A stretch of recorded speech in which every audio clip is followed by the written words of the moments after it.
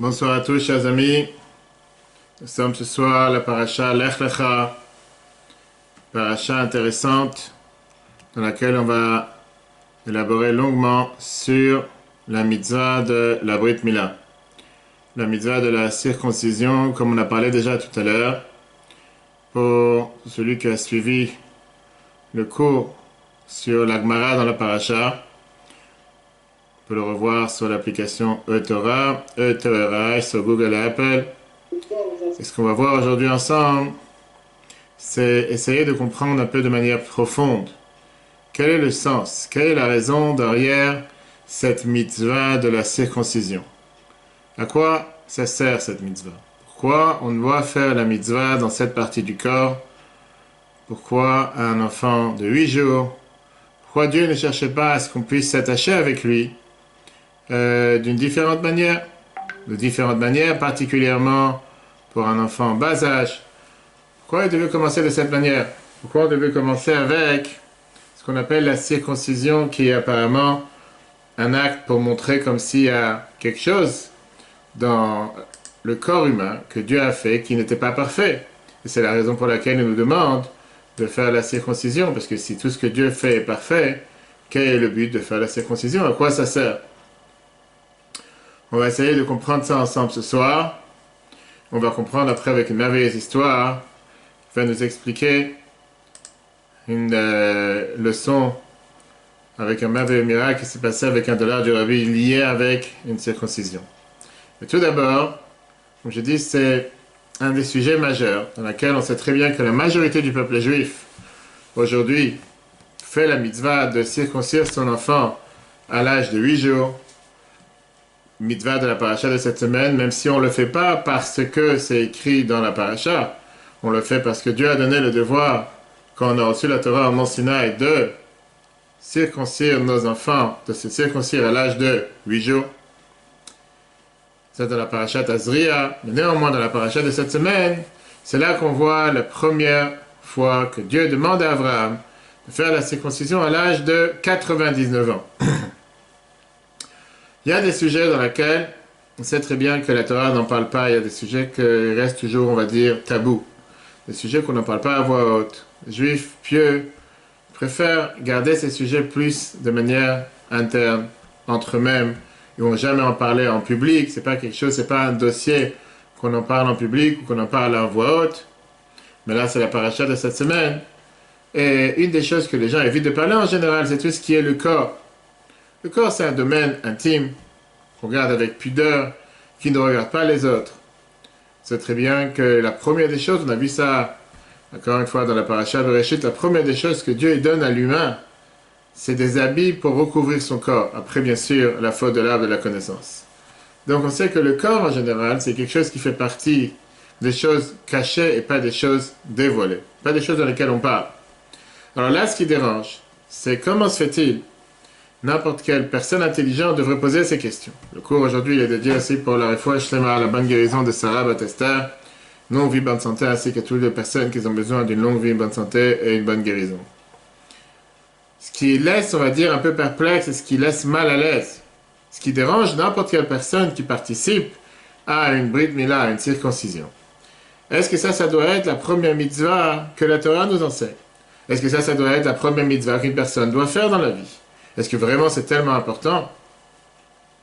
Comment quelque chose qui peut paraître si banal, d'un côté, devient la mitzvah, qui on peut dire la première mitzvah, la mitzvah de première importance? On a le devoir d'enlever ce prépuce qu'il y a chez un enfant de à peine 8 jours. Comment se fait-il? C'est un enfant qui vient d'arriver, pourquoi couper quelque chose de son corps, un enfant qui vient d'arriver, parfait sur terre? Est-ce que c'était pas mieux de chercher à vouloir faire entrer cet enfant dans le judaïsme avec un événement spirituel, comme la prière, comme la tfila, l'étude de la Torah? Est-ce que c'est pas plus apte que la première mitzvah qu'on fait envers une personne dans la vie? Ça aurait été peut-être à 3 ans, couper les cheveux, d'arranger les coins, ce qu'on appelle les péotes, faire entrer au Talmud Torah pour apprendre l'alphabet. Et cette question, elle est une question beaucoup plus difficile, pas seulement par rapport à un enfant de 8 jours, mais par rapport à Abraham lui-même. Pourquoi? Parce que la paracha de cette semaine, la Torah nous dit comme quoi c'est la première mitzvah, le premier commandement que Dieu demande du Père de la nation juive, comme préface aux 613 commandements, de transmettre de père en fils, de circoncire son enfant. On voit dans la paracha de cette semaine, chapitre 15, Chumash Bereshit, Vayi Avraham ben Tishim Shana Avraham, il avait 90 ans, Betesha Shanim, mais 99 ans. Vayira Hashem al Avraham, Dieu s'est montré à Avraham. Vayomer Elav, il lui a dit, Ani kel shakai, je suis Dieu, ton Dieu, et talech lefanai ve'yet tamim. Marche devant moi et sois parfait, sois intègre. On a expliqué ça longuement les différents sens dans le cours de Gemara qu'on a vu tout à l'heure à 13h30. Vient Rashi, commentateur du Chumash. Et Rashi nous donne une réponse. Italech le fanaï, qu'est-ce que ça veut dire marche devant moi? Le mitzvah mila avec la mitzvah de la circoncision. Au bedavar zet yetami, mais grâce à ça tu vas devenir parfait. Pourquoi? C'est kolzman, she'aola becha, tout le temps que tu as encore ce prépuce, ataba almoum te considérer quelqu'un avec un défaut. Voilà ce que Rashi nous dit par rapport à l'ordre, au devoir, au commandement que Dieu lui a donné de faire la mitzvah de circoncision. C'est des choses très bizarres. Dieu il dit à Abraham que tu es presque parfait, mais il te reste encore un petit problème, un petit souci, un défaut comme Rashi nous l'emploie. Et grâce à ça que tu vas enlever ce défaut, tu vas être considéré parfait. Et la question qui dérange, quel défaut exactement il avait? Est-ce que le fait d'avoir ce prépuce, c'est quelque chose qui l'a endommagé, ça le rend quelqu'un d'imparfait? Est-ce qu'Abraham avait des tendances ou des pulsions, des fantasmes ou des désirs, avec tous ces plaisirs qui peuvent être attachés avec ce membre, cette partie du corps, pour laquelle il avait un défaut et pour ça il fallait qu'il se sépare de ce prépuce et comme ça il devient parfait? On nous dit qu'Abraham était un char pour la divinité. Quelqu'un qui a donné tout son corps et toutes ses forces.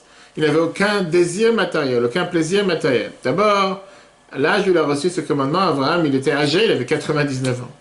Comme Sarah dit, elle a regardé sur son propre corps en disant, est-ce que ces seins vont donner à manger à un bébé à son âge de 90 ans? Mon mari, il est âgé, mon mari, il est vieux. C'est-à-dire qu'Abraham, il a déjà passé depuis longtemps l'âge à laquelle on peut dire qu'il dépendrait éventuellement d'une certaine pulsion, de certains désirs ou de certains fantasmes. Deuxièmement, la Torah elle-même nous raconte qu'Abraham n'avait pas affaire avec des désirs ou des plaisirs matériels, même quand il avait 20 ans. On voit dans la paracha de cette semaine comment il témoigne quand il arrive en Égypte. Il dit la fameuse phrase « Atayadati ki isha yefat mareat » Maintenant, j'ai commencé à réaliser, à remarquer que tu es une femme belle en parlant à sa femme. Et Rashi nous dit, juste maintenant, j'ai commencé à réaliser que tu es belle, mais avant, je ne savais pas. Pendant des dizaines d'années qu'il a vécu avec sa femme, il voyait sa femme comme seulement partenaire divine pour la mitzvah de Dieu, pour pouvoir donner naissance et mettre en place le peuple juif, et rien d'autre. Troisième question qui dérange.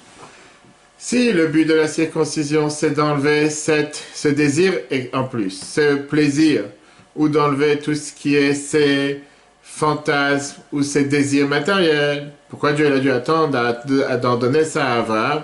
Pourquoi il n'a pas donné ça à Adam et Ève, qu'on sait très bien, on a vu il y a 2 semaines, qui sont nés avec toute leur force, ils sont nés comme des êtres humains de 20 ans. Comme le Midrash nous dit que le monde était né de manière parfaite, ou bien Dieu aurait dû ordonner la mitzvah de la circoncision à la génération du déluge qu'on a vu la semaine dernière. Que toute leur faute était justement par les mariages et les relations interdites, inappropriées, toutes ces formes d'adultère, tous ces mariages entre humains, entre animaux.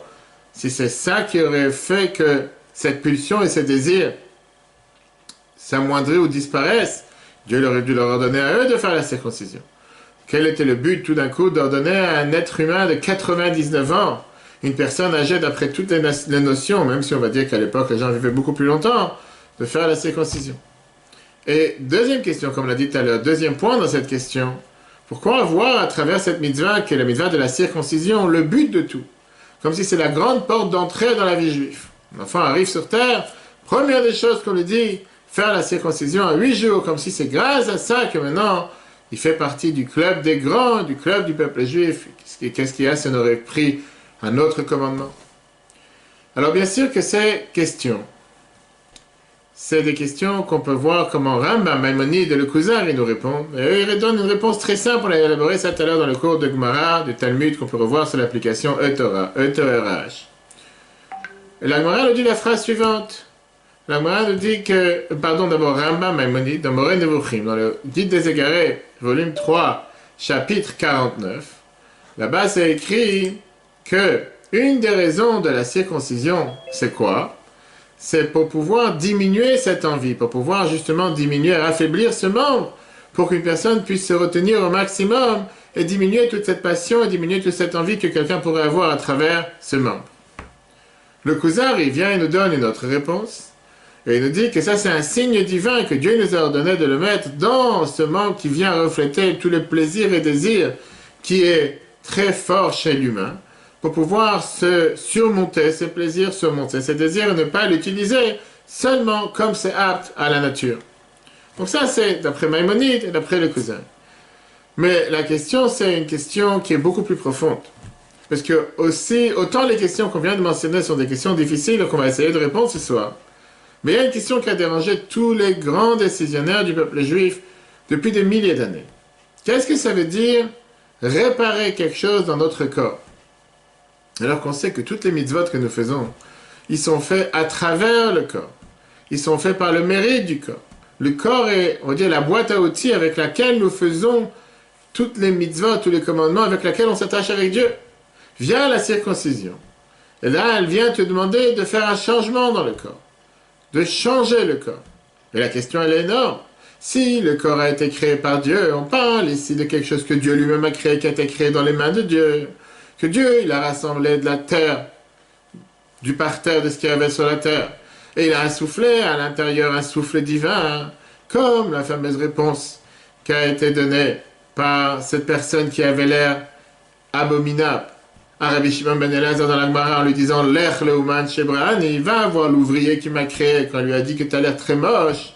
Si tu as des plaintes, si tu n'es pas content de comment j'ai l'air, quel est mon aspect physique, va voir celui qui m'a décoré, qui m'a désigné, qui m'a formé, en parlant de Dieu, messieurs. Alors les scientifiques ont l'habitude d'appeler le corps humain une machine incroyable. Pourquoi une machine incroyable? Parce qu'ils vont te dire qu'il n'y a aucun appareil électrique qui se rapproche à faire un minima ce que le corps est capable de faire. Il n'y a aucun appareil photo, même de l'iPhone 12, va savoir quelle autre machine sur Terre, qui peut s'approcher à la vision de l'œil humain. Aucun ordinateur sur Terre peut arriver à la manière de penser, la manière de réfléchir du cerveau humain. Alors pourquoi changer quelque chose du corps que Dieu a créé? J'allais dire que la question elle est beaucoup plus dure. La question elle est beaucoup plus dure, pourquoi? Parce que c'est une question qui dérange face au acte même de la circoncision. Est-ce que en faisant la circoncision, on n'est pas en train de mettre en défi, si on peut dire, l'action divine? Comme si ce que Dieu il a fait n'est pas parfait. Ce que Dieu il a fait, c'est pas entier. Ce que Dieu il a fait, c'était pas quelque chose de réussi. Et moi, qui est un humain matériel, terrestre, limité, moi je viens, je vais compléter, je vais changer, je vais arranger quelque chose que Dieu n'a pas malheureusement fait comme il fallait. Regardons ce débat, ce dialogue qu'il y a eu, comme le Midrash Tanchuma nous raconte, dans la parashat Azriya, la parashat dans laquelle on nous parle de la mitzvah de la circoncision. Chapitre 5, là-bas, le Midrash Tanchuma nous raconte qu'il y avait un débat entre Tonus Rufus, qui était ce grand empereur romain, cruel, avec Rabbi Akiva. Il lui a demandé la question suivante. Il lui a dit, dis-moi la vérité. Les actions de qui sont plus beaux? Ceux de Dieu ou ceux de l'humain? Tonus Rufus. Alors Rabbi Akiva il répond à cet empereur romain et lui dit, ceux de l'humain sont beaucoup plus belles que ceux de Dieu. Tonus Rufus il demande à Rabbi Akiva en lui disant, le ciel et la terre, qui a créé le ciel et la terre? Est-ce qu'un humain est capable de créer le ciel et la terre? Viens, Rabbi Akiva, il lui dit, ne me dis pas des choses qui ne dépendent pas des humains. Dis-moi des choses qui dépendent des humains. Que tu prends l'exemple le ciel et la terre pour montrer que les actions de Dieu sont plus belles que les actions des humains. Moi, je te parle maintenant dans ce qui est comparable. Tonus Rufus, à ce moment-là, il demande à Rabbi Akiva la question qui fâche. Pourquoi vous faites la circoncision? En deux mots, si tu tiens que qu'est-ce que Dieu y fait, c'est plus important que qu'est-ce que l'humain fait, alors pourquoi tu fais la circoncision? Si tu fais la circoncision, ça veut dire que les actions de l'humain ne sont pas parfaites. Et c'est pour ça qu'il doit venir et compléter quelque chose. Bref, Rabbi Akiva, il a dit, écoute-moi une chose, je savais que tu allais me poser cette question. Et c'est pour ça que je t'ai dit depuis le départ que les actions de l'humain sont plus belles que les actions de Dieu. Rabbi Akiva lui amène des gâteaux, il lui amène des gerbes de blé. Et il lui dit, regarde, ça ce sont les actions de Dieu, et ça ce sont les actions de l'humain. en lui disant, tu sais quoi, voilà la preuve. Compare-moi les gerbes de blé, compare-moi les gâteaux. Qu'est-ce qui est le plus beau? Bien sûr que les gâteaux sont plus beaux que les gerbes de blé. Réfléchissons un instant à ce débat. On aurait dit que le débat il a été inversé. Ce non-juif, cet empereur romain, c'est lui le croyant, c'est lui qui veut démontrer à Rabbi Akiva comme quoi les actions de Dieu sont plus belles que les actions de l'humain. Et Rabbi Akiva est celui qui essaye de démontrer à cet empereur romain que quoi? Que les actions de Dieu sont pas si bien que les actions de l'humain. Et la preuve est que l'humain doit venir pour compléter, arranger les actions de Dieu. Comme l'exemple qu'il a montré avec cette gerbe et ces gâteaux. Réfléchissons à la question encore de manière plus profonde.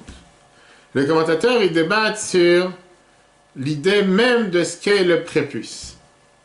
Est-ce que le prépuce, cette partie en plus, c'est une partie en plus dans le corps?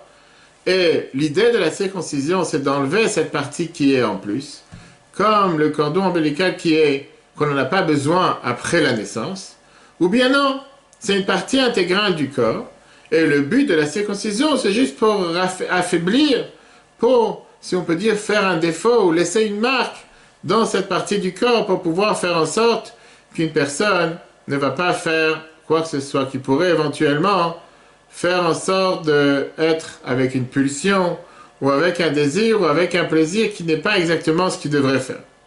Et pour ça, avant d'arriver à la réponse, voilà ce qui est écrit dans un des journaux scientifiques de médecine en Suisse, par un expert, professeur Olivier Reinberg. Il écrit sur à quoi sert le prépuce. En préparant le cours, j'ai dit c'est intéressant de partager avec vous, voilà ce qu'il lui répond. En expliquant que la circoncision du latin circumcisio signifie découper autour, consiste l'ablation du prépuce. Mais outre les motifs ethniques et religieux, cette peau a-t-elle une fonction précise? Et il pose la question. Le prépuce est-il indispensable? Vit-on en meilleure santé avec ou sans lui? Et ça, c'est des questions qui ont été posées au professeur Olivier Reinberg, médecin adjoint au service de chirurgie pédiatrique au CHUV, Centre Hospitalier Universitaire Vaudois à Lausanne. Voilà ce qu'il explique. Le prépuce est un résidu de peau embryonnaire, un reste de la formation de la verge qui persiste à la naissance. On admet que les enfants ne naissent pas encore tout à fait finis. D'ailleurs, lorsque l'organe génital du garçon se forme in utero, il est d'abord fermé tout comme l'est le vagin de la future petite fille, expliquent les spécialistes. Et donc il est dit qu'à la naissance, cette petite peau recouvre le gland, à l'exception d'un tout petit orifice qui permet à l'enfant d'uriner, et chez 98% des garçons, cette peau adhère au gland de sorte qu'elle ne peut pas être encore rétractée, et c'est ce qu'on appelle un phimosis psychologique, soit un rétrécissement du prépuce tout à fait normal à la naissance. Et après, continuons en expliquant qu'est-ce qui se passe dans les années qui suivent. Mais ce que je voulais rapporter de ce journal de médecine, qu'on voit que ces scientifiques te disent que, apparemment, on admet que les enfants ne naissent pas encore tout à fait finis. Ça rejoint ce qu'on vient de dire, que certains avis, certains commentateurs te disent, certains décisionnaires viennent te dire comme quoi, lui, c'est juste une partie en plus dans le corps qui est apparemment en trop, et c'est pour ça qu'on doit s'en séparer. Vient Rabbi Saadia Gaon. Rabbi Saadia Gaon, il vient nous écrire en nous disant quelle est l'idée derrière la mitzvah de la circoncision. C'est dit, c'est très simple. L'homme, comment il est né, il n'est pas né de manière parfaite. Dieu, il lui a créé avec cette partie du corps qui est en plus, et quand on enlève cette partie du corps qui est en plus, la personne devient parfaite. Voilà un avis qui rejoint, en tout cas ce grand spécialiste scientifique suisse, rejoint cet avis de Rav Saadia Gaon. Le Moré Nevuchim, Maïmonide, il n'est pas d'accord avec cet avis. Maïmonide, dans les guides des égarés, comme on a mentionné tout à l'heure, il dit « Je ne suis pas d'accord avec ce que tu viens de dire. » Comment on peut dire une chose pareille? Comment on peut dire que les choses naturelles, à l'état naturel, comment Dieu les a créées, seraient-elles des choses qui n'ont pas de perfection? Et seulement par ça que l'humain va venir, il va essayer de mettre une perfection à quelque chose que Dieu a créé. C'est impossible de dire une chose pareille. Et donc Rambam Maïmonide n'est pas d'accord. Et lui te dit que le sens, il est tout à fait le contraire. C'est d'abord de affaiblir et d'enlever ce désir ou ces fantasmes ou ces plaisirs qui peuvent en découdre de ce membre et pour pouvoir enlever toutes ces pulsions. C'est pour ça qu'on doit faire la circoncision et enlever ce prépuce à la naissance. La question qu'a demandé Tonosrouf ou cet empereur romain Rabbi Akiva, c'est une question qui reste, qu'on prenne l'avis de Rabbi Saadia Gaon, rejoint par ces scientifiques suisses, ou bien de Maïmonide dans le Guide des Égarés. Parce que d'après le Rassa Rav Saadia Gaon, on ne comprend pas pourquoi tout d'un coup, Dieu qui crée le créateur par excellence, la personne la plus parfaite, pourquoi il va créer quelque chose en plus dans le corps humain? Ça, c'est d'après le Rabbi Saadia Gaon qui te dit que Dieu il a créé cette partie du corps en plus pour l'enlever. D'après Maïmonide, on ne comprend pas pourquoi on devrait toucher, pourquoi on devrait affaiblir, pourquoi on devrait détruire une formation divine. Dieu a créé le corps. S'il a créé le corps de manière parfaite, qui suis-je pour venir et dire qu'il faut non, couper un morceau de ce corps parce qu'il est en trop ou parce qu'il faut pouvoir affaiblir les envies, les désirs, les fantasmes? Quel rapport? Et c'est d'ailleurs la raison pourquoi certains Rishonim, certains commentateurs de la Torah, ils te disent qu'il n'y a pas de raison logique pour la circoncision. Ils te disent que la circoncision fait partie des chukim, fait partie des lois, qu'on n'a pas de réponse, on n'a pas de raison logique pourquoi il faut le faire. Le Even Ezra, bien, il te dit ça dans Bereshit, chapitre 15.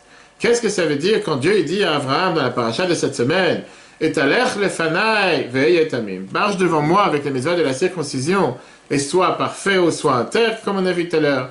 Shelo tisha lamamil. Ne viens pas me poser des questions pourquoi la circoncision, parce qu'il n'y a pas de réponse. C'est une avis. Ce qu'on va voir dans le cours ce soir, c'est justement détecter le secret de la circoncision et comprendre pourquoi Dieu nous demande de faire un changement dans le corps. Pourquoi cette première mitzvah qu'a reçue Abraham, c'est la mitzvah avec laquelle on commence la vie juive. On rentre dans la vie juive. Un enfant à peine à l'âge de 8 ans doit passer par la circoncision. Ce qui est intéressant à souligner, c'est que mis à part le fait que c'est une mitzvah étonnante et qui n'est pas facile à faire, c'est la mitzvah qui est la plus pratiquée dans tout le peuple juif de nos jours. Même des juifs qui ne font aucune autre mitzvah, rarement ils vont se passer de la circoncision. C'est très bien que l'âme juif est attachée et sait s'identifier avec cette mitzvah comme la porte d'entrée dans la vie juive. C'est très bien qu'il y a deux mitzvot auxquelles le prophète Eliyahu Hanavi participe chez tout le monde. La circoncision et le soir de Pessah. Quel est le lien entre ces deux mitzvot? Une belle explication est donnée que ce sont les deux mitzvot les plus pratiqués dans le peuple juif. Quand Eliyahu Hanavi il a été envoyé par Dieu, le prophète Élie, pour voir l'éternité de la force du lien qui est entre Dieu et le peuple juif, c'était un message du prophète Élie qui était un prophète qui était, on va dire, avec cette forme de jalousie. Et après le fameux débat qu'il y a eu sur le mont Carmel et quand ils sont enfuis de Achab, il a été en colère contre le peuple juif et il a dit « J'ai dû me venger pour toi, Dieu, parce que ton peuple a abandonné ton alliance. » Dieu lui a dit « Comment tu peux parler comme ça de mon peuple ?» Dieu lui a dit « Je vais t'envoyer dans chaque circoncision et chaque soir du Seder de Pessah, dans laquelle tu vas pouvoir voir avec tes propres yeux cet lien et cette alliance que le peuple juif a avec moi. » Pour renforcer encore plus la question par rapport à si on doit réparer quelque chose dans le corps, il y a une fameuse question sur le comportement d'Abraham. Pourquoi Abraham ne s'est pas circoncis avant que Dieu vienne lui demander, lui donner l'ordre à 99 ans? C'est très bien que la Torah nous dit que les patriarches, ils ont accompli toute la Torah avant qu'on la reçoive, comme Rashi nous dit dans le chapitre 26, verset 5, « Et qu'Evasher Shama Abraham me colle suite à ça qu'Abraham, il a écouté dans ma voix. Vaishmo, mishmarti, mitzvotai, chokotai, vetorotai. Abraham a accompli tous mes commandements. N'importe quelle forme de mes commandements. » Et Rashi t'explique pourquoi on doit te dire ces trois différents termes.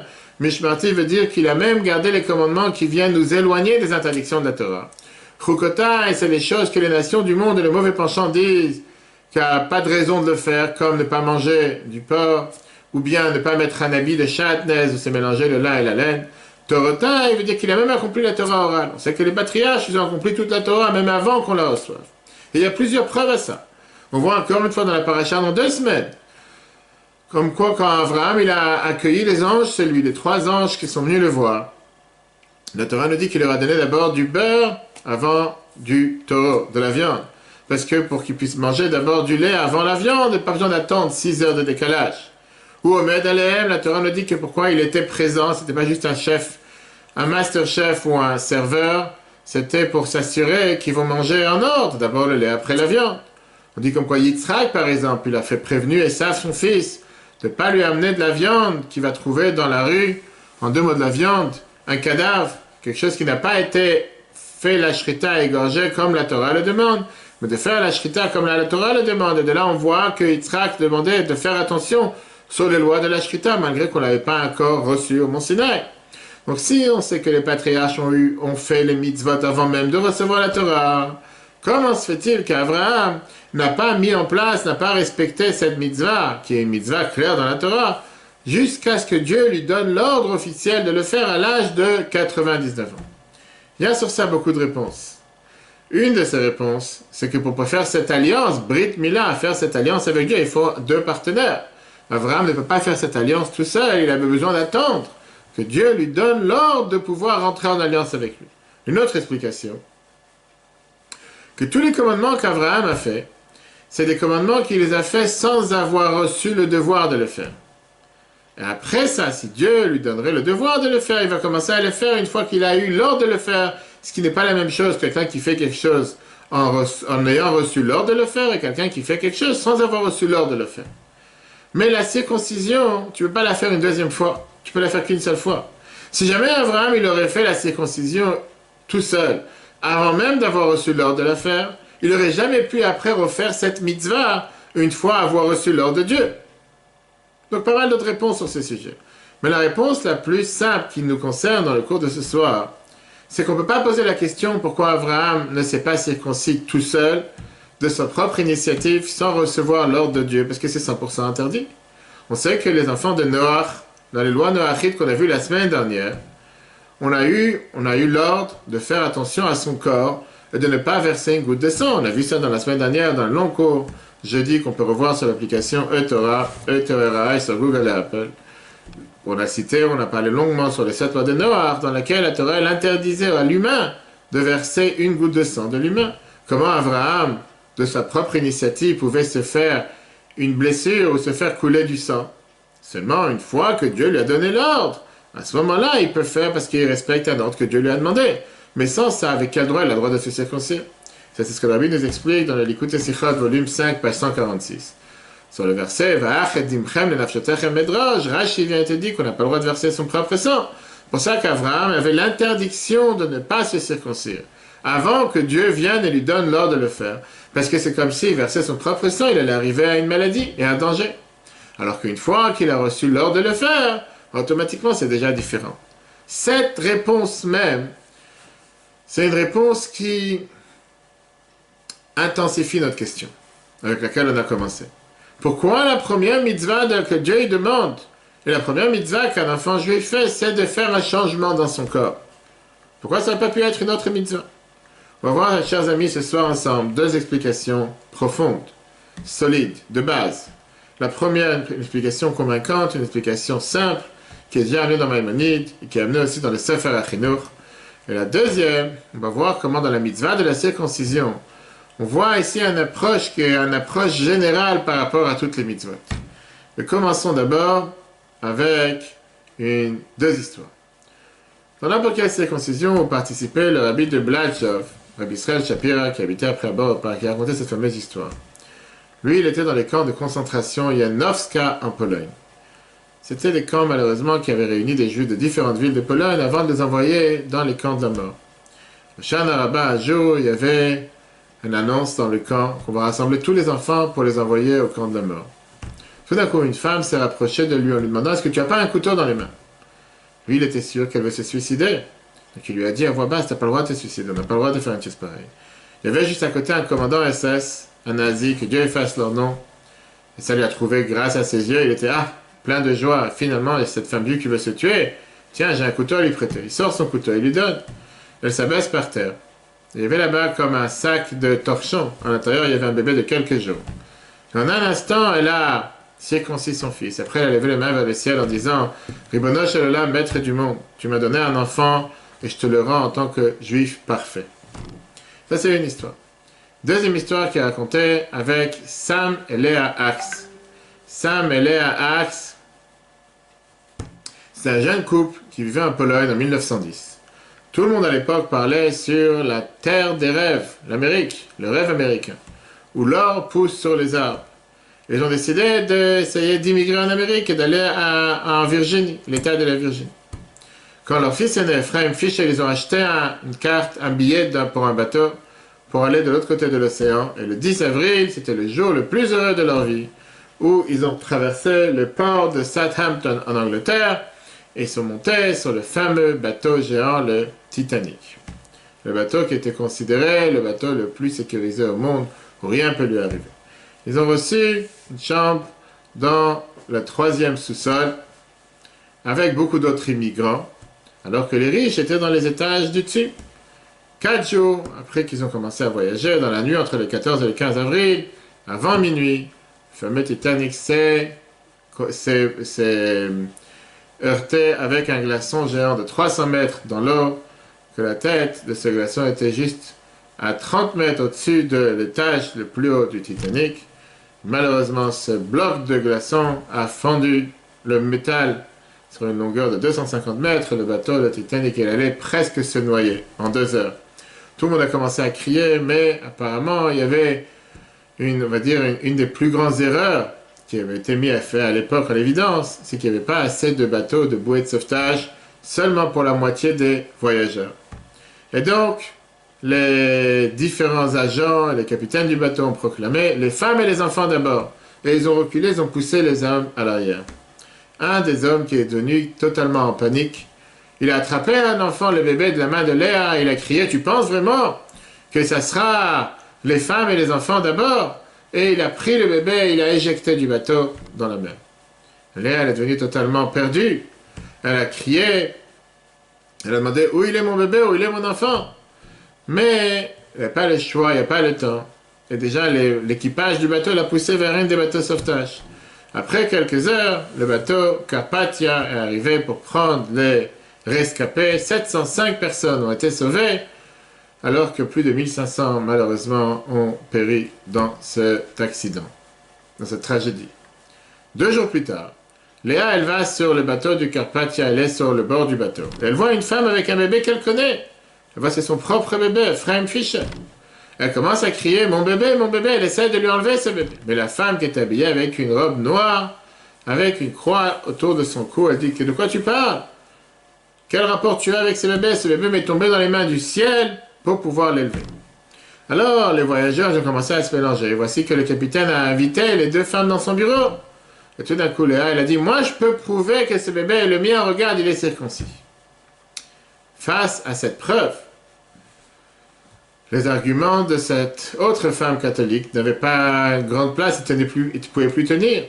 Ephraim Fisher Axe, qu'avec le temps il s'est appelé Frank Philip Axe, a vécu très longtemps avec des enfants et des petits-enfants juifs, il est décédé en 91.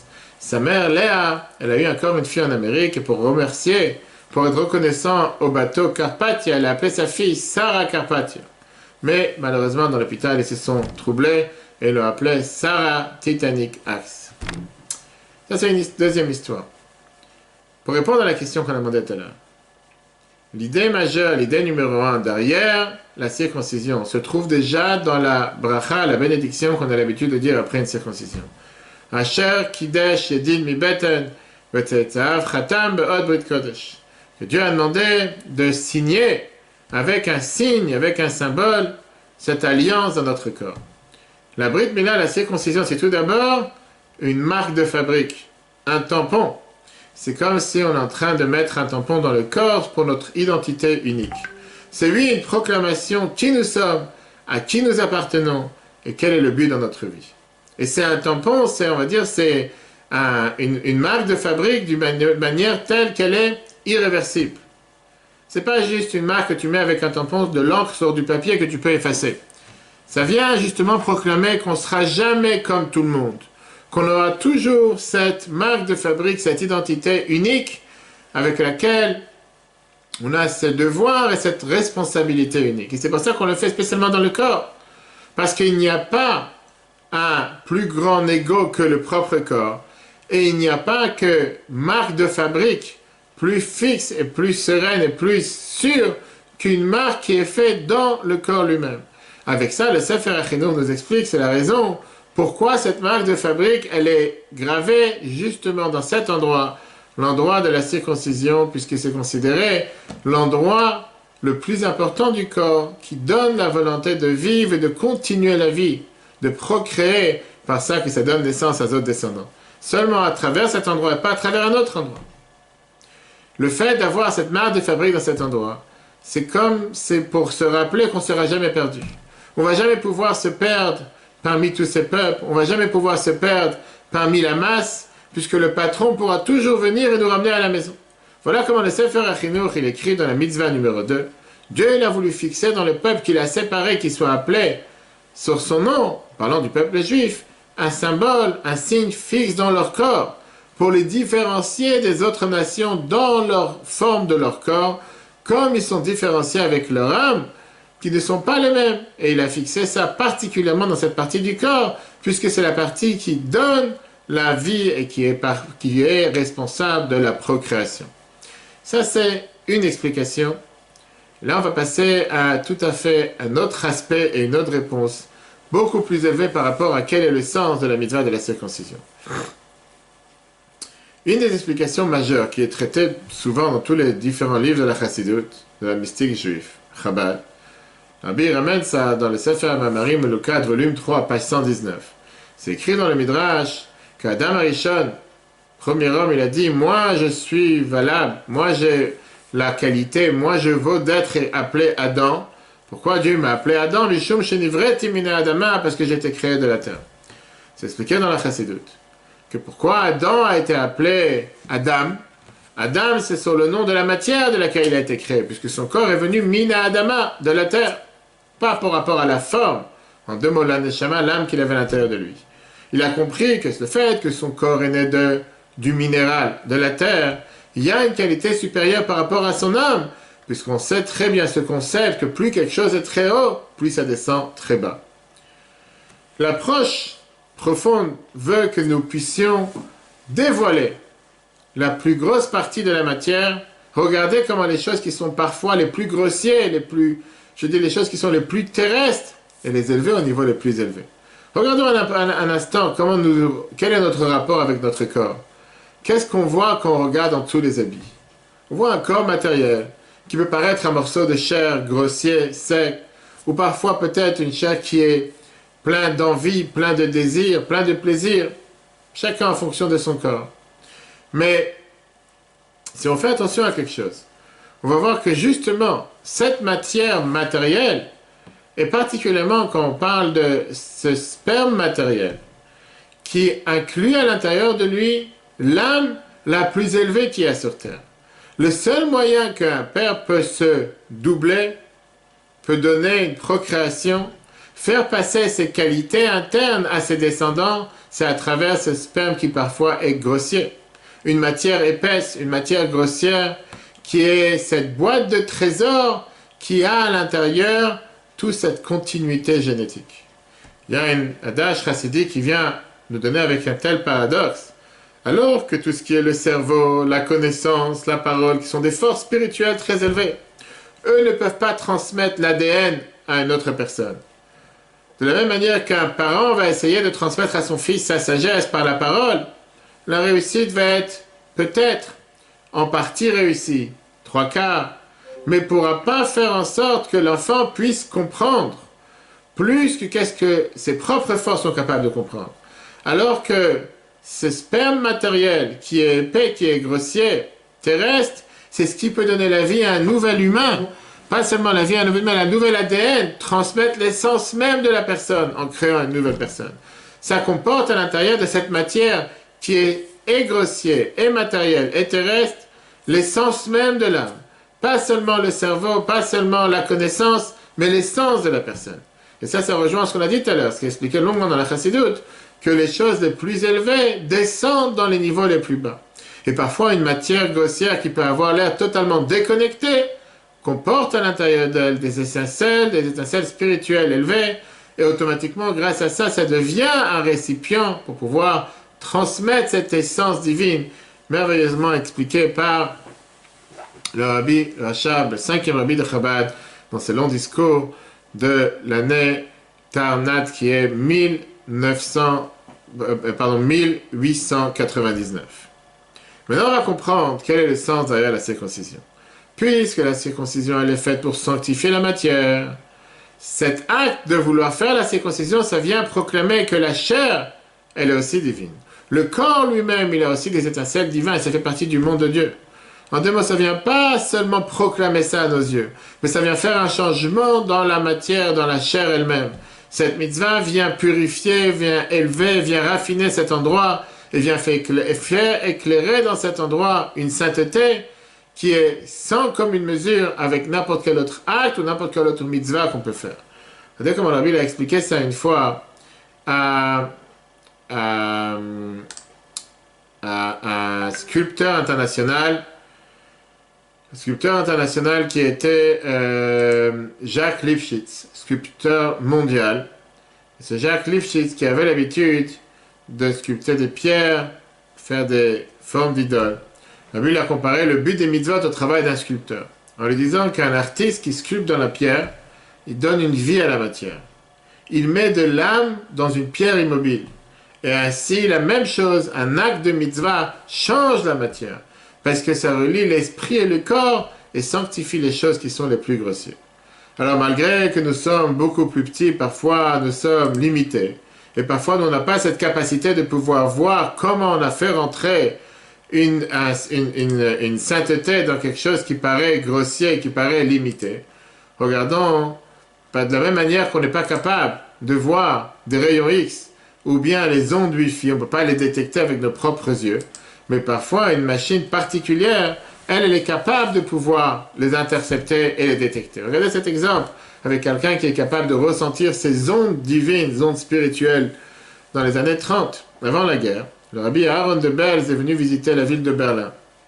Le rabbi de Lubavitch, à l'époque, était très jeune, était à Berlin, comme c'est connu, pendant les premières années avant qu'il arrive en France.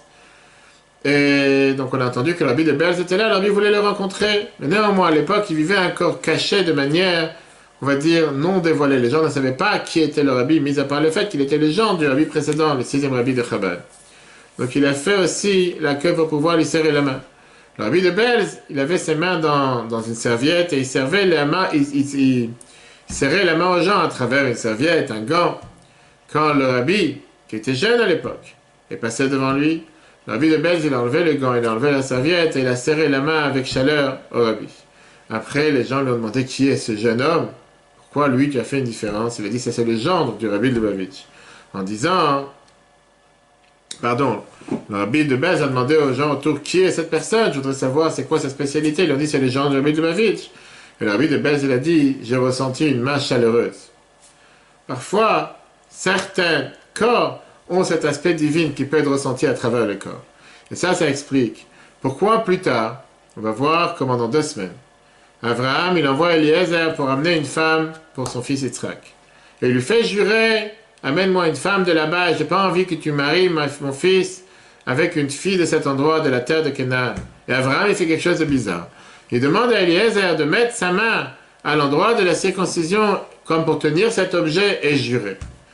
On sait très bien que pour jurer, on a besoin en général de tenir un Sefer Torah comme on avait l'habitude au temps du Sanhedrin, au temps du grand tribunal à Jérusalem, puisqu'on doit tenir dans sa main une mitzvah. Le seul objet de mitzvah qu'Abraham il avait, c'était la circoncision, et donc il a demandé à Eliezer de tenir cet endroit pour jurer. Tout le monde demande la question, Abraham il a fait toutes les mitzvot. Il aurait pu très bien demander à Eliezer de tenir cette filine. Il aurait pu très bien demander à Eliezer de tenir sa main avec laquelle il a mis les tefilines le matin. Pourquoi l'endroit de la circoncision plus que la main avec laquelle il a mis les tefilines? Et l'explication elle est très profonde, comme le rabbi explique dans l'Écoute Sichot, volume 3, page 759. La mitzvah de la circoncision qu'Abraham il a fait par l'ordre de Dieu, c'était pas par son propre gré, par sa propre décision. Et donc il avait la force de faire quelque chose qui était l'incroyable et l'impossible, de changer la matière, d'élever la matière en quelque chose de spirituel. Rattacher la chair avec Dieu, l'éclairer avec la spiritualité dans les choses les plus grossières. Abraham n'a pas seulement coupé un morceau de chair, il a purifié, il a raffiné cette matière. Alors que tous les autres commandements qu'Abraham a fait, il les a fait avec son propre décision, avec sa propre initiative. Et donc c'était juste un symbole, c'était juste un souvenir à ce que ses enfants vont faire après le don de la Torah. Et donc c'était pas ici quelque chose de particulier. C'est pour ça que les tefilines qu'il a mis, la main qu'il a mis les tefilines, il n'y avait pas d'objet de sainteté à l'intérieur, avec laquelle on aurait pu éventuellement jurer. Maintenant, on va répondre à la question avec laquelle on a demandé au début du cours. C'est pas étonnant pourquoi la mitzvah de la circoncision, c'est la première mitzvah que Dieu a donnée à Abraham, et c'est la porte d'entrée pour n'importe quel enfant juif pour entrer dans le monde des mitzvot. Que cette mitzvah, elle attache l'humain avec Dieu, la chair matérielle avec l'infini, avec Dieu qui est tout-puissant. Jusqu'à la circoncision, le lien qu'il y avait entre Abraham et Dieu passait par l'idéologie, par des bonnes manières de penser, des réflexions, mais le corps matériel était totalement détaché. Abraham, c'est pour ça que Dieu lui a dit tout à l'heure qu'il était considéré un Baal Moum, quelqu'un qui a des défauts, qui n'est pas parfait. Alors que la circoncision, par ça que ça pénètre et ça a un impact dans le corps et la chair humaine, et pas seulement dans la chair humaine, mais dans cet endroit, qui peut-être c'est un endroit qui apparaît comme l'endroit le plus bas, le plus grossier sur Terre, mais en découle des sources les plus élevées, comme l'explique longuement tout à l'heure. Et c'est pour ça que la mitzvah de la circoncision, c'est la porte d'entrée pour toutes les autres mitzvot. Puisque le but de toutes les mitzvot que nous faisons, quand on regarde leur aspect profond, c'est de créer ce lien et cette connexion qu'il y a entre Dieu et l'humain. D'attacher n'importe quel lien matériel, détail matériel, pensée, parole avec Dieu, et élargir ce cercle de divinité, élargir ce cercle de divinité qui est ce cercle avec lequel nous sommes rapprochés à Dieu, ce cercle avec lequel nous faisons ce que Dieu nous demande, mais pas seulement avec la sphère spirituelle, jusqu'à dans les domaines les plus matériels, jusqu'à dans les domaines les plus grossiers. Et la preuve est que les 613 commandements sont un projet qui se passe seulement dans le monde matériel, avec des objets matériels. Alors qu'une mitzvah, une mitzvah, c'est une mitzvah spirituelle, pouvoir attacher notre intellect et notre connaissance avec Dieu. Néanmoins, on voit que les 613 commandements que Dieu nous demande de faire, on peut les faire seulement qu'avec des objets matériels. Et c'est pas pour rien qu'il y a cet adage dans le judaïsme. L'approche juive, elle te dit que les actes ne sont pas destinés à nous inspirer. Mais c'est cette inspiration qui est destinée à réveiller et à nous pousser à faire les actes, à faire ces mitzvot. Pourquoi? Parce que le but des mitzvot, c'est quoi? C'est de s'attacher avec Dieu. Et de s'attacher avec Dieu, d'avoir cette vie, que tout le but de cette vie est de faire pour la divinité, vivre pour Dieu. Et ça se passe pas seulement dans la pensée, mais à travers un acte matériel. Quand on prend quelque chose de matériel, avec ça on fait la volonté de Dieu. Et qu'est-ce qui peut s'expliquer de plus qu'un acte qui peut paraître si extrême comme la circoncision? On prend un morceau de chair qui est le plus bas sur terre, qui est où il y a le plus de désirs, le plus de fantasmes, le plus de désirs et plaisirs matériels. Et on l'attache avec Dieu. On dit à Dieu, même ça t'appartient. Même dans cet endroit où tu te trouves. L'endroit le plus fort de tous les corps, comme on l'a dit tout à l'heure, par cet endroit par lequel on a la procréation. Et on est un minima comme un petit Dieu, puisqu'on peut donner naissance jusqu'à transmettre l'ADN seulement à travers cet endroit. Et il n'y a pas plus fort, il n'y a pas plus marque forte pour pouvoir commencer une vie juive que cette proclamation au début de la naissance. Et si on pense que ces choses parfois sont déconnectées de la réalité, voilà une histoire qui te montre comme quoi même un objet matériel simple, il a à l'intérieur un contact, un direct lien avec une personne particulière, et comme ça il remplit sa mission sur Terre. Qu'on veuille ou pas, s'il y a quelque chose qui doit arriver chez toi, il arrivera chez toi. Fameuse histoire qui est racontée par le Rav Shimon Lazarov, Shler du Rabbi en Texas. Quand il était jeune, il avait l'habitude de faire Bikat Hametz, la recherche du Hametz, dans la maison de la mère du Rabbi, la rabbinite Hana. Il a fait ça plusieurs années. La veille de Pesach 1964, quand il a fini, la rabbinite elle lui a dit, je voudrais te remercier, je voudrais te donner un cadeau. Elle avait un set d'ustensiles pour boire le thé pour la fête de Pesach. Elle a dit, j'ai pas envie, je suis pas venu pour recevoir un cadeau de la mère du Rabbi, de la femme de la rabbinite. Moi, pour moi, c'est un mérite de faire ce que j'ai fait pour la mère du Rabbi. Alors, avant de sortir, il a souhaité à la rabbinite l'année prochaine, si Dieu veut. Et là, la rabbinite, elle lui a fait avec la main en lui disant, l'année prochaine, tu pourras faire des 4 Hametz, tu vas faire la recherche du Hametz chez toi.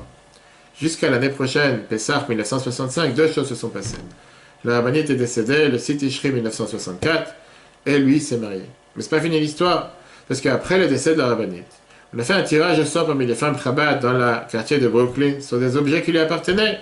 Qui a mérité, qui a gagné dans le tirage au sort le set de verre de thé que la rabbinite avait? C'était pas une femme, pas autre que la madame Lazarov, la mère de ces Shimon. Et elle a décidé, sans savoir quoi que ce soit de ce qui s'est passé l'année d'avant, de donner en cadeau au nouveau couple, au nouveau jeune couple, pour Pessah, ce set de verre de thé. Ce qui devait leur obtenir finit par être chez eux. On se prépare à la venue de Mashiach tous les jours. Il y a ce fameux débat qu'on a vu dans le cours de Tanya la semaine dernière, qu'on peut revoir sur l'application et Torah, le Tanya chapitre 36. Le fameux débat qu'on connaît entre le Maïmonide et Nachmanide.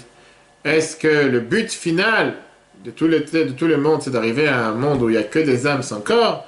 Ou bien, comme Nachmanide dit, et comme ça on sait que c'est décidé, que le but final, c'est que la Neshama, l'âme, redescend dans un corps. Et le fait que la vie éternelle soit sur cette planète. Bien sûr, la question qui est demandée, comme on a beaucoup demandé dans le cours de Tanya la semaine dernière, quel est le but? Jusqu'à ce que la Neshama elle est venue sur terre, l'âme, elle s'est séparée du corps grossier matériel. Quel est le but de la refaire venir dans un corps matériel? Et la réponse racidique, elle est, comme le Rabbi explique longuement dans ses lettres, le volume 2, page 67-69, que le but de Triat Ametim, de la résurrection des morts, ça c'est le but final pourquoi Dieu a créé le monde. Les mitzvot, les commandements, c'est de s'attacher avec le matériel, de faire descendre la sainteté dans le corps, pas être déconnecté de la réalité. Parce que tu peux préparer des très beaux discours pour la fête de Pessah, mais si tu n'as pas mangé la matzah, ça ne sert à rien. Tu peux apprendre les lois de Tfilin, tu peux être en extase face à la mitzvah de Tfilin, mais si tu n'as pas mis les Tfilin avec une peau de vache concrète tous les jours, tu n'as pas fait ce que Dieu a attendu de toi. Et ça, c'est le but final, quand Mashiach va venir, de pouvoir rattacher le matériel et le spirituel, et d'en faire de ces deux un monde dans lequel Dieu peut dire qu'il réside dans ce monde, à travers les mitzvot. Avant de terminer, le cours, bien sûr, sera en replay sur l'application eTorah, E-T-O-R-A-S, sur Google et Apple. Je vais vous raconter une merveilleuse histoire. Une merveilleuse histoire qui nous montre cette magnifique idée de qu'est-ce que ça veut dire avoir confiance dans les miracles, se rappeler que Dieu dirige le monde, et ne pas se laisser parfois emporter par des prédictions de médecins ou de premiers ministres ou de qui que ce soit qui peuvent parfois vouloir apeurer la population, faire peur aux gens en leur faisant des prédictions que le mois de novembre va être tel ou tel, que Dieu nous en préserve, comme s'ils sont tous devenus des grands prophètes. Ne perdons pas la tête. Pensons pas un instant que Dieu abandonne sa planète. Pensons pas un instant que Dieu n'est plus là. Bien au contraire, la paracha de la semaine nous enseigne comme quoi Abraham, un contre tous, a réfléchi en se disant, il y a un Dieu sur cette planète. C'est pas possible que cette planète se tourne sans que Dieu dirige cette planète. C'est pas tel ou tel médecin, c'est pas tel ou tel plateau télé, et c'est pas tel ou tel premier ministre qui va venir et dire n'importe quelle bêtise, qui peut faire parfois paniquer ou apeurer les gens. Ne perdons pas la tête. Regardez cette merveilleuse histoire qui s'est passée en 2004, pardon. Le Shliach Shalomber Mochkin, Berel Mochkin, à Montréal. Il était présent à la Brit Mila de son petit-fils, qui est né après 17 ans de mariage. Il raconte l'histoire. Il dit comme quoi à Montréal, dans l'endroit où vivait son petit-fils, il raconte qu'il y a une femme qui était paralysée dans un coma pendant longtemps, jusqu'à ce que les docteurs ont décidé qu'il n'y a pas d'espoir à sa vie. Ma belle-fille, il raconte, elle s'appelle Shterna Sarah, qui faisait beaucoup d'actions de tzedaka et de chesed, de bonté. Elle a voulu aider cette femme, elle a voulu donner à cette femme qui avait tellement besoin de miséricorde, de miracle, $1 qu'elle a reçu du rabbi. Mais elle s'est beaucoup demandé la question, parce que c'était difficile pour elle de se séparer d'$1 qu'elle a reçu du rabbi. Elle-même, elle est mariée avec mon fils depuis 17 ans, ils n'ont pas d'enfant.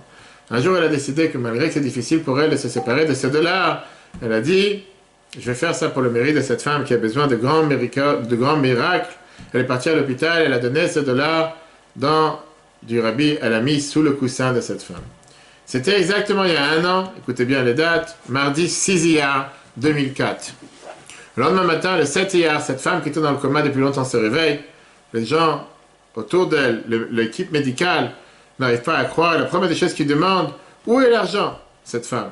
D'abord, je n'ai pas compris de quoi elle parle. Après, ils ont compris qu'elle fait allusion au $, du rabbi. 1 semaine après, elle a quitté l'hôpital, elle était en bonne santé. Ok.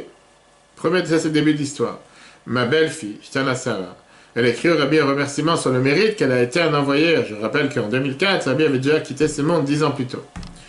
Pour le miracle qu'elle a vu. Elle demande au rabbi une bénédiction de pouvoir elle-même maintenant avoir des enfants. Alors ça fait maintenant 17 ans presque qu'elle n'a pas d'enfants. Qu'elle est mariée, qu'elle n'a pas d'enfants. Elle décide d'ouvrir un des livres, des volumes du rabbi, le volume 18, page 377, des grottes du rabbi, pour apprendre un peu les lettres du rabbi. Et là, elle voit que le rabbi lui dit, en réponse à la lettre que tu m'as écrite le 6 Iyar, c'était la date dans laquelle elle avait mis le $, sous la tête de cette femme qui était à l'hôpital. J'avais dit, c'est pourquoi tu demandes encore une fois une question, encore une fois et encore une fois. Il faut d'abord avoir confiance. Ben, refais Kolbassa, le médecin du monde, qui est Dieu, que Dieu ait fait les choses en son temps. Dieu ait fait les choses bien et il les fait en son temps. Et que Dieu fasse que toutes les interventions médicales soient en bonne réussite. Et tu annonces des bonnes nouvelles dans tes sujets privés et dans les sujets généraux. Merveilleuse lettre. Rabbi parle du même jour qui était le Sizia, le jour dans lequel elle a donné ce dollar à cette autre femme. Elle lui dit d'avoir confiance et qu'elle aura des bonnes nouvelles. Elle est partie chez le docteur. Et le docteur, son gynécologue, lui dit les mots les plus durs. Il lui dit, il faut que tu saches une chose, que tu n'as aucune chance de pouvoir une fois avoir un enfant. Alors ma belle-fille et mon fils, ils lui répondent à ce docteur en lui disant, tu n'as aucun droit de parler comme ça. Le droit, la permission a été donnée à toi de Dieu de guérir, pas d'être un prophète.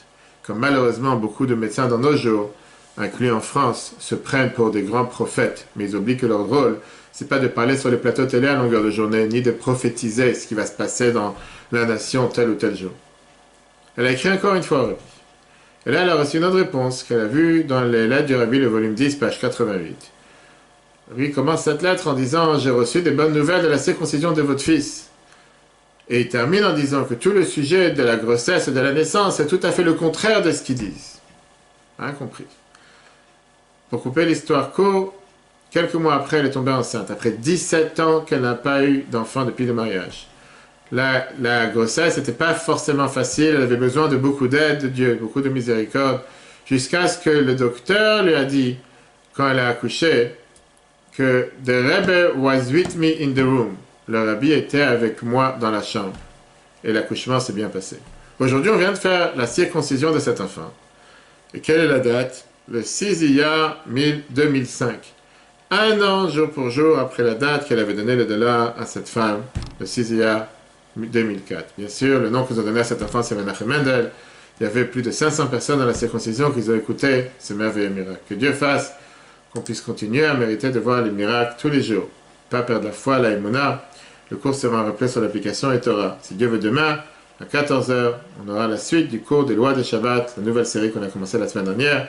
Tous ces cours, on peut les revoir sur l'application eTorah et on peut aussi les recevoir par WhatsApp au 06 613 60 770. Très bonne soirée à tous et si Dieu veut, à la semaine prochaine.